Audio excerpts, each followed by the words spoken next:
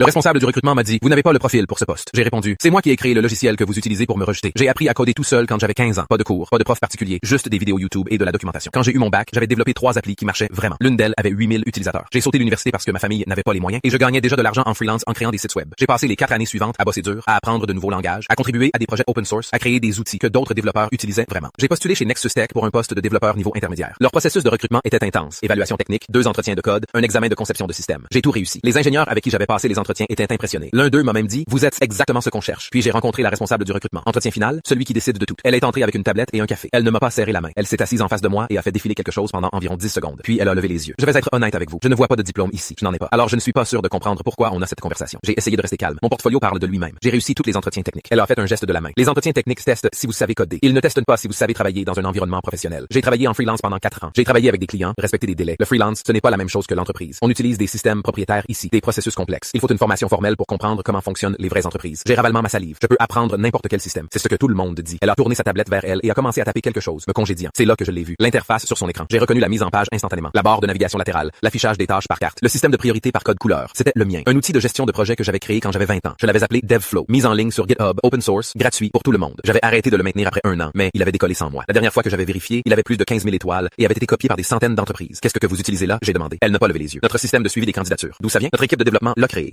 de zéro. Elle a finalement levé les yeux, agacée. Je ne connais pas les détails techniques. Ce n'est pas mon département. Est-ce qu'il y a une fonction qui permet de filtrer les candidats par mots-clés et de générer automatiquement des emails de refus? Ses yeux se sont plissés. Comment vous savez ça? Parce que j'ai écrit cette fonctionnalité il y a 3 ans dans ma chambre sans diplôme. Elle a ri. Vous vous attendez vraiment à ce que je croie ça? Je n'ai pas besoin que vous le croyiez. Je peux le prouver. J'ai sorti mon téléphone. Ouvert GitHub. Cherché DevFlow. Je lui ai tendu 15 000 étoiles. Dépôt original. Mon nom est sur chaque commit. Elle a parcouru la page. Son sourire s'est effacé. Ça pourrait être le projet de n'importe qui. Vous auriez pu simplement le copier. Regardez la date de création. Regardez l'historique des commits. Mon nom d'utilisateur est sur le push original d'il y a 3 ans. Elle était silencieuse. J'ai continué. La fonction d'email de refus automatique, je l'ai ajoutée après qu'un recruteur m'a ghosté sur une candidature. Le système de priorité par code couleur, je l'ai construit parce que je suis daltonien et que j'avais besoin d'options à fort contraste. Chaque fonctionnalité dans cet outil a une raison et je les connais toutes. Elle a posé mon téléphone. Je dois passer un coup de fil. Elle est sortie de la salle. Je suis resté assis là pendant 10 minutes. Puis la porte s'est ouverte. Un homme est entré. Barbe, sweat à capuche de la boîte. Il me regardait comme si j'étais une célébrité. C'est vous le gars de DevFlow? Ouais, mec. On essaie de vous retrouver depuis plus d'1 an. Vos coordonnées sur GitHub étaient périmées. On a failli embaucher un prestataire juste pour vous trouver. Me trouver pourquoi? Pour vous embaucher à temps plein. On a basé la moitié de nos outils internes sur votre code. Je ne savais pas quoi dire. La responsable du recrutement vient de me dire que je n'avais pas le profil. Il a froncé les sourcils. Diane a dit ça. Elle a dit que j'avais besoin d'un diplôme pour comprendre comment fonctionnent les vraies entreprises. Il s'est frotté le visage. Ouais, ça ne va pas passer comme ça. Il m'a regardé. Oubliez ce qu'elle a dit. Ça vous intéresse de travailler ici? J'étais intéressé. Avant qu'elle me fasse sentir comme une merde pour ne pas être allé à l'université. Il a hoché la tête lentement. Je comprends. Et si on faisait ça, poste de développeur senior, vous me rapportez directement et je m'occupe de Diane. J'ai réfléchi pendant exactement 2 secondes. Marché conclu. J'ai commencé 2 semaines plus tard. Développeur senior. La première chose que j'ai faite a été de rendre le dépôt DevFlow privé. La deuxième chose que j'ai faite a été de monter une équipe pour en faire quelque chose de plus grand. Diane est toujours là, mais elle ne fait plus passer d'entretien aux candidats. Le mois dernier, on a lancé DevFlow 2.0 comme système officiel de suivi des candidatures de l'entreprise. J'ai ajouté une nouvelle fonctionnalité juste pour elle. Une fenêtre pop-up qui dit: êtes-vous sûr que ce candidat n'a pas le profil?